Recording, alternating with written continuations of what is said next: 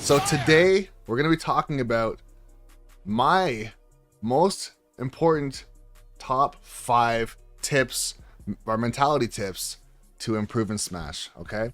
None of these things are going to be specific as far as a character or a special inputs or stages or anything like that. These are just going to be 5 tips that if you understand these, you'll just automatically be better at the game, even without necessarily practicing these particular things. It's just knowing them. I feel like a lot of people just don't know this stuff. So we're going to go over them. The first thing we're going to talk about, tip number, you know what? Should I say this is a top 5? So we're going to say this is number 5, okay? Tip number 5 from 5 down to 1, okay? So number 5, first one is going to be spacing your aerials. And this sounds very basic, very obvious, but if you're going to space your aerials with some sort of intent, rather than saying having good spacing or bad spacing, if you don't know what those are, good spacing basically means barely touching the shield. Bad spacing is landing on shield, right? But if you have this, if you're spacing with a certain intent, it can help you space your aerials better. So if you actually accidentally overextend, then it's not going to be the end of the world. So if you err on the side of caution as far as when you're spacing your aerials, if you barely miss a shield or you space too far away, that will always be better than spacing and landing on a shield or being too close to get punished by something out of shield, like an up smash, an up B, or maybe even a grab. If you're right up on shield, then that's quite bad. They can just narrow the shield and get like a standing grab. But if you're to say, if your shield is right here, if this is how you can get grabbed, this is where you can get hit by an up B, this is the edge of the shield like this. So this is actually the play. If this is the edge of the shield, you want to space, let's say if you're playing Lucina's fair, or playing Lucina and swinging your fair, right outside the shield. So if you accidentally lean too far into your opponent's character or into their shield, you are barely touching their shield, and if you happen to drift too far away, then you're missing completely. But a missing completely type of aerial is still a well-spaced aerial as far as walling out or a poke or pressure. I see so many players who try to space their aerials well, and what they do is, let's say if they'll stick with Lucina's fair, is they'll say the tip of the sword is grazing the character inside the shield, but you yourself do not land on the shield when you're landing. That is still way too close, because even though you didn't hit their shield with your body, they can jump out of shield and just hit you, right? They can jump out of shield with a fair or a back air or a nair or an up B or up smash or whatever it might be, and you're way too close, in my opinion. So like I said before, if you're going to space your aerials at all, you want to, which sounds kind of weird, aim to miss. Aim to miss. If you have that mentality in your head, you're going to space your aerials substantially better. That's going to be tip number 5, which is tip number 1. So number 4 is going to be knowing the different phases of the game and knowing where you are in each phase. There are 7 phases to the game.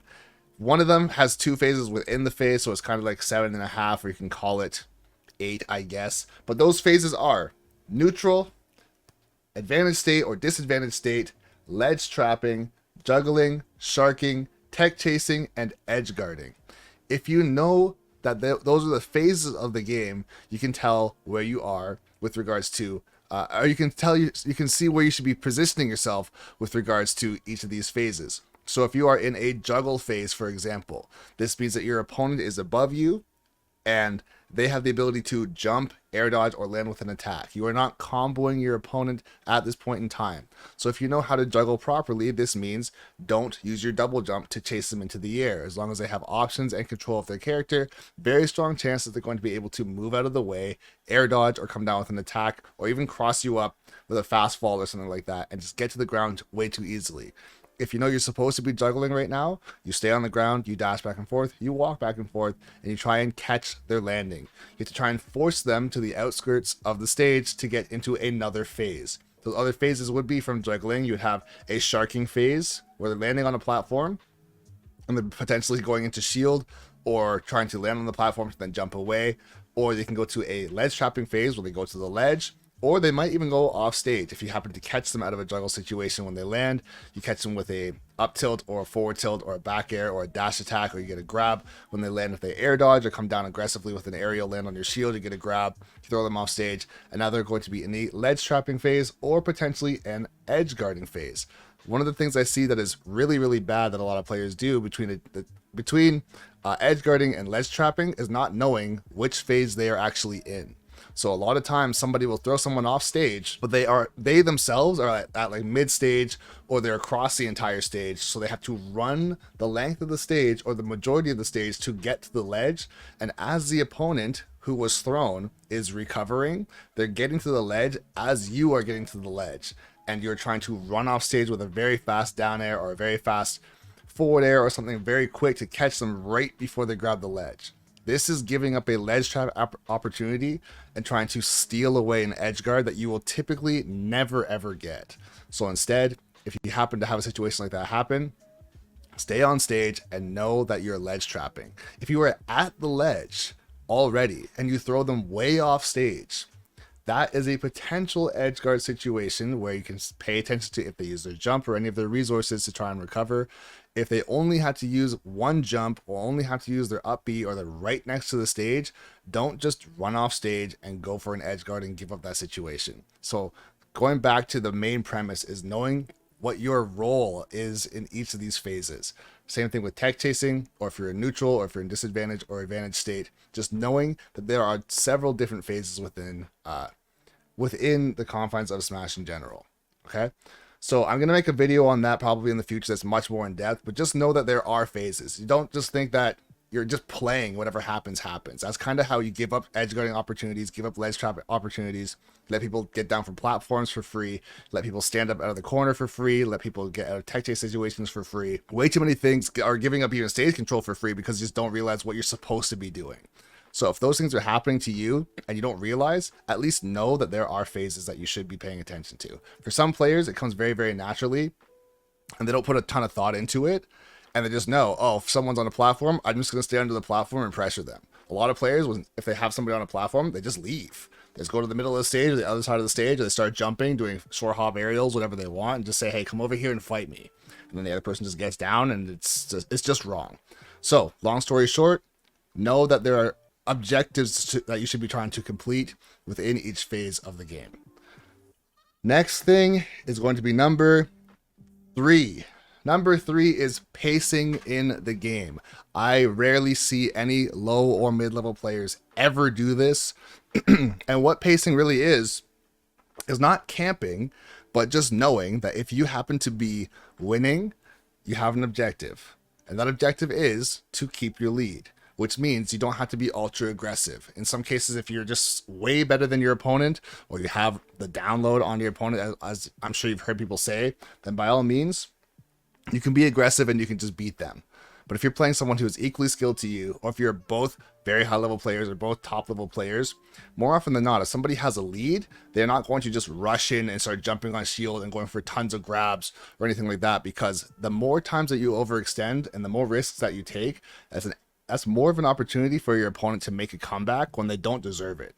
If someone has to make a comeback, you absolutely want to make them work for it, right? So if that means dashing back and whiff punishing, and that's all you do for the rest of the game, and your opponent just keeps on overextending with dash attacks or whiff grabs or landing with leggy aerials in front of you, and all you do is get forward tilts and dash attacks and you get grabs and stuff like that in that manner, then by all means, just do that. Just do that for the entire game. And on the flip side of it as well, is with pacing, is if you know that you are losing a game, if someone is going to camp you, you shouldn't be ultra aggressive right off the rip. I can tell you that right now. If you are going to be, if you are losing, you do have to make a comeback, but recognize that you have time on the clock to make your comeback. You don't have to just run in immediately and say, okay, well, I'm down by 2 stocks because I'm getting destroyed. There's 5 minutes left on the clock, or there's 4 minutes 30 seconds left on the clock. I'm just going to run in and go crazy to try and get those 2 stocks taken back and still have time to play slow for the last stock. It's like, no, you don't have to do that. You can split up the time evenly amongst the end of the game or amongst the rest of the time in the game and try to make that comeback. Or also the fact that the game is set play. It's not just one and done. If it's a best of 3 or a best of 5, you have time to get to know your opponent's habits and play slowly. Of course, you don't want to play so slow to the point of timing yourself out, but you are much better. You are much better doing this. You are much better taking your time in game number 1, even if you're getting absolutely destroyed, and learning. You're better off taking your time and learning your opponent's habits so that in game number 2 you have a chance to adjust. If you just run in and go crazy and try to make that comeback super fast, it's a very strong chance you're going to make a mistake and you're going to get killed super quickly. Then it's game number 2 and you haven't learned anything. All you've learned is that your opponent is just better than you and you don't have time to adjust. And if you try and play super slow and try and figure things out on game number 2, by that time it's way too late. So pacing is super important. What doesn't matter which side you're on. If you're on the winning side, don't overextend and get too crazy. And if you're on the losing side, once again, don't overextend and get too crazy. At the end of the day, the moral of the story is essentially the exact same thing.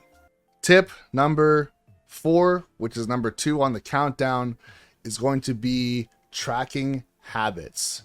And for this, I feel like if you played the game for, I don't know, 400 hours, 500 hours, 1,000 hours, 2,000 hours, if you're getting up into that range where it's like 1,000 to 2,000 hours at least, and you still aren't tracking habits, or you still aren't paying attention to conditioning of any kind, and you think every time that you get into a game, things just happen, and how did they know to roll, or how did they know I was going to spot dodge, or how did they know I was going to jump?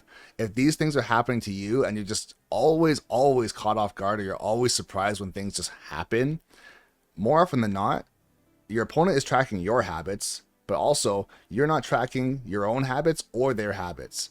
When it comes to tracking habits in general, though, it can be very overwhelming. This is something that I get asked all the time as far as, can you make a video on how to track habits and conditioning people, and how do you know if you've conditioned them, and what moves you want to use to condition people?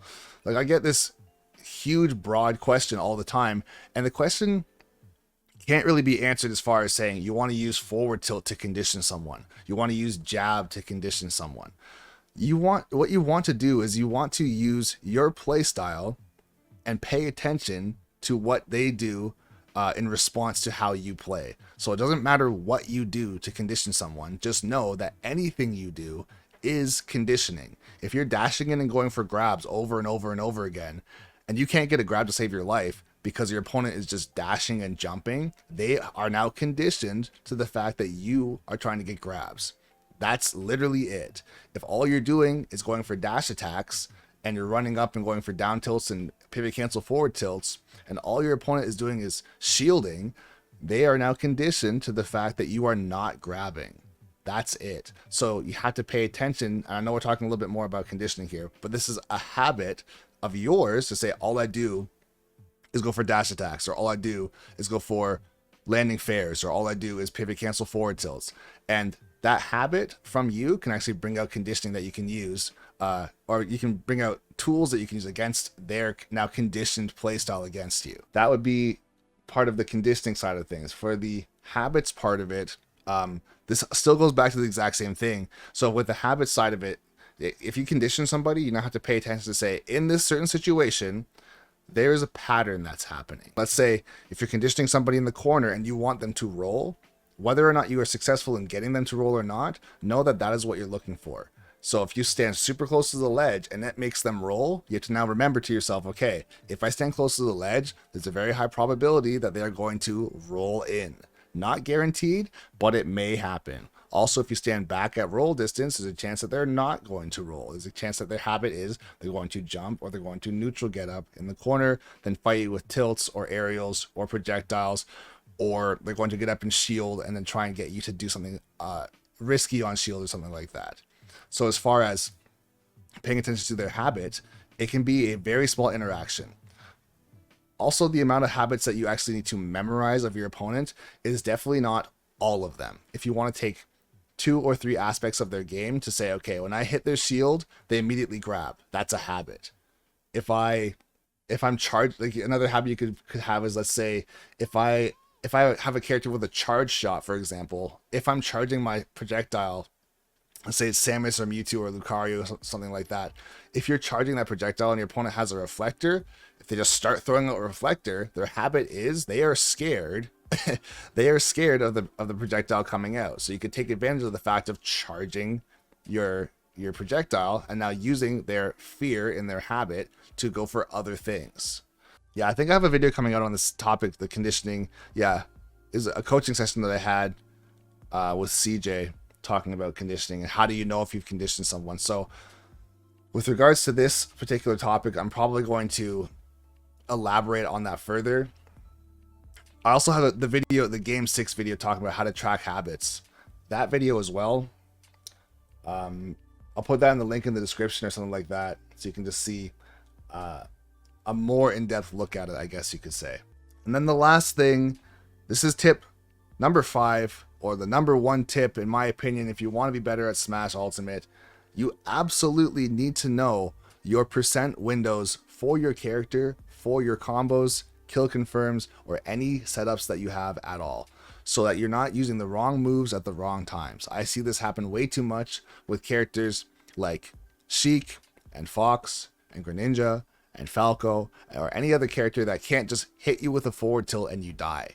These are characters, for the most part, that have some sort of kill confirm or some sort of setup or some sort of combo that they have to do to either get your opponent off stage and then get like an edge guard, or you have to do like an up tilt into back air for Falco, or a weak hit in air into up smash for Fox, something like that. So that's why you have players who are playing characters like that. I'll say Fox, for example, where they're fighting someone and they have their opponent to 160 or 180% and they just can't kill them. It's like, you could have killed them, but every time you get the chance to kill your opponent, you down tilt them, or you dash attack them, or you forward throw them, and they're at 120, 130, 140%, and you're constantly picking the wrong option. So could you just be up smashing out of shield? Yes, but you choose Nair out of shield because it naturally feels safer to do, and realistically it is safer to do. It's a frame 6 option off the ground versus a frame, I think it's frame 8 for Fox's up smash, either 8 or 9. I think it's 8. Either way, the frames, it's negligible realistically, but if you just naturally feel like, I don't want to just go for an up smash because what if I miss? It's like, okay, but now they're at 170% and you're still just nairing them, or you're just forward tilting them, or you're just dash attacking them. So at high percent, I'm not saying go for smash attacks, but go for kill moves or setups that make sense. It's just something that you have to get used to doing. And on the flip side of it, at low percents, a lot of players will also do the exact opposite. So at low percents, you can get a hard punish at 0. And for a lot of players, hard punish means smash attack. So if somebody whiffs something, you just up smash them at 0 and you get 21%. So, okay, that was okay, but you up smash them at 0 and you're playing a character that has combos. It'd be like Peach going for, I don't know, whiff punishing somebody with an F smash at 0 instead of a down tilt. It's like, well, why would you go for a down tilt? Down tilt doesn't do nearly as much percent as F smash. It's like, well, the reason why it doesn't do as much percent is because down tilt is a combo starter. It's a hard punish that, or it's a move that starts off. It's a move that leads into a hard punish, I should say. So knowing if your character doesn't have super hard or doesn't have super complex combos, that's another story. So if you're playing a character like Lucina, for example, a hard punish for Lucina could literally be up tilt into up air. That's it. Versus F smash. At 0%, up tilt, up air is going to be more devastating than an F smash at 0, or even a shield breaker at 0. So there's the low percent stuff, and then there's the high percent stuff, and then the last part of it, which is probably the most gray area, unironically, is the mid percent stuff. When you have somebody at like 75 to maybe like 99 or 100%, like in the 75 to 100, or maybe like 50 to 100% range, where it's like, okay, I could go for a combo at like, let's say 88% or 89%, or if I get a hard read, I can kill them with an F smash at 88% or 89%. So how do I know what I'm supposed to do?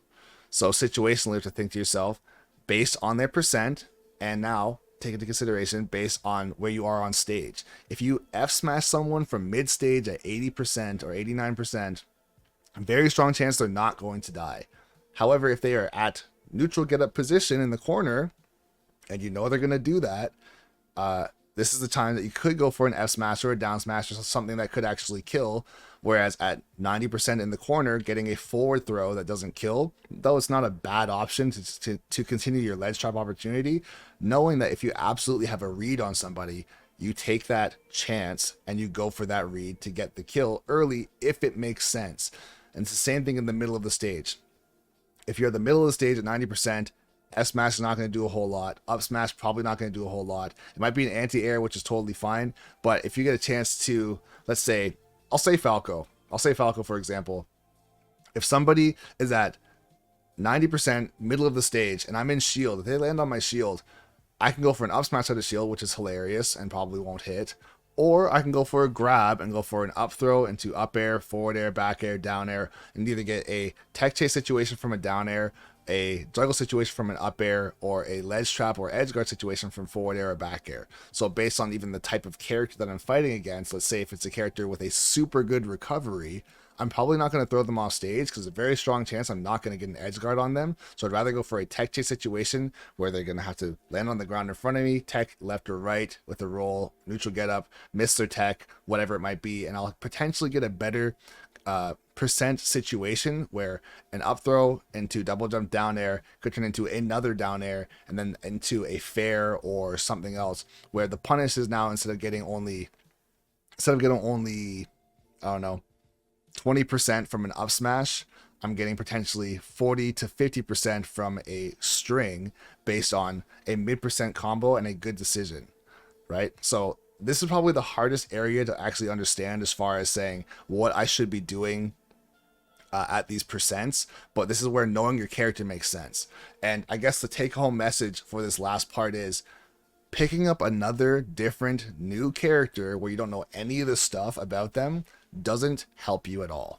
That's why you have players who can play a character like Peach or ZSS or Shulk or Falco or Joker, and as long as they know their kill percents in these different windows, it doesn't matter really. It matters the character that they're fighting, but for them it's not like, oh, I have to switch characters because this character can't kill, or I have to switch characters because, I don't know, this character's too hard. Realistically, when you get to a point where you're fighting at very high level, every character becomes, I wouldn't say super hard, but hard enough because your opponent has good DI, knows how to escape things, isn't doing things unsafely. So every character is going to have trouble killing, provided that your opponent actually is playing safely. I've actually heard commentators say that Wolf struggles to kill, which in my opinion is hilarious because that's not true at all as far as his move set. But if he can't get in, he does struggle to kill, which sounds crazy to say because he's really not that fast. He doesn't have a ton of range. And if you're fighting as a character with tons of projectiles, all he's going to be doing for the most part is either shooting back at you, so laser's not going to be killing, and reflector is something that will only kill if your projectile is a move that is once it's reflected will kill you. If it's a move that's reflected and it won't kill, he still has to get in somehow. So even for him, knowing your percent windows as far as, okay, if I get my opponent to this area of the stage, forward tilt will kill, dash attack will kill, up tilt will kill, whatever. Down tilt won't kill, forward throw won't kill, F smash across the entire stage won't kill, but down smash off the stage would kill. Stuff like that. Or back throw up to the back of the stage would kill.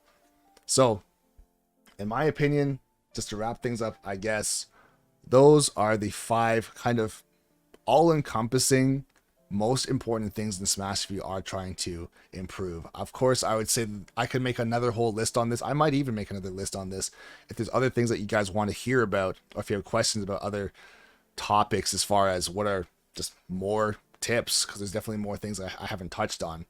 It's like matchups, for example, best stages, I don't know, how important a combo is based on a certain matchup versus the types of throws you should be using, floatiness versus fast falling, just knowing just small things like that. What are good ways to condition your opponent? Is it movement tactics or is there more to it? There's definitely more to it. It's everything you do. I literally just answered this question not too long ago. Like, as far as conditioning goes, it doesn't matter what you do. It does not matter what you do. Conditioning happens at all times. So all you have to do is just know what you're doing, and don't say I'm about to attempt a conditioning. Like, that's not how it works. It's not like, oh, this move conditions and this move doesn't condition. That you have to get that out of your head. Or walking towards someone conditions them, and walking away from them doesn't condition them. Like, that kind of shit doesn't happen. It's more so whatever you do conditions them, right? And you just have to pay attention to what you're doing. So if you say, I'm going to play super aggressive and go for tons of attacks, dash attacks, nairs, back airs, smash attacks, literally fucking everything, and just run at them and go crazy. If you do that, you're conditioning them to shield and potentially slow down. Because it's like, okay, this person's just playing out of control, pushing all the fucking buttons at the same time. So if that happens, if I know they're going to do that, I just shield. And when they land on my shield unsafely, because I know they're going to, I just grab them, or I up B, or I up smash, and then you win. And then the person that's mashing and going all crazy says that all this person did was shield. They didn't even fucking fight me. It's like, the reason why they didn't is because you're playing Roy and you're just pushing all the buttons at the same time. Or you're playing Yoshi, or you're playing Game & Watch, or you're playing, I don't know, whoever else just mashes like fucking crazy. Someone who can just push all the buttons. Terry, he's pushing all the buttons at the same time. It's like, well, yeah, I'm not going to try and do anything strategic as far as space things around you, because your hitboxes are huge and fast and strong and disjointed and have tons of kill power, and mine aren't. So I'm just going to shield because I know you're going to just go for a random burn knuckle for no reason, or a random F smash for no reason, because you think you're going to catch me slipping. And when you do that, I get the grab and I just throw you and then you die. Or I get a grab and I get a combo and then whatever happens, right? So everything you do is conditioning. On the flip side of it as well, if you're someone who plays super scared and all you're doing is running and shielding, your opponent's going to say, oh, this person's playing scared, and now you've conditioned them to play aggressive because you're letting them. They're going to go for more grabs, they're going to push you into the corner, they're going to catch your jumps, they're going to catch your rolls, because all you're trying to do is escape. My favorite food is fettuccine alfredo with shrimp, hands down. You think I'm kidding?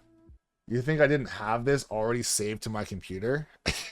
You know, I didn't just have this, bro. Of course I have this on my fucking computer at all times, bro. It's how I sleep at night. What, are you stupid? Obviously I have fettuccine alfredo saved in my pictures.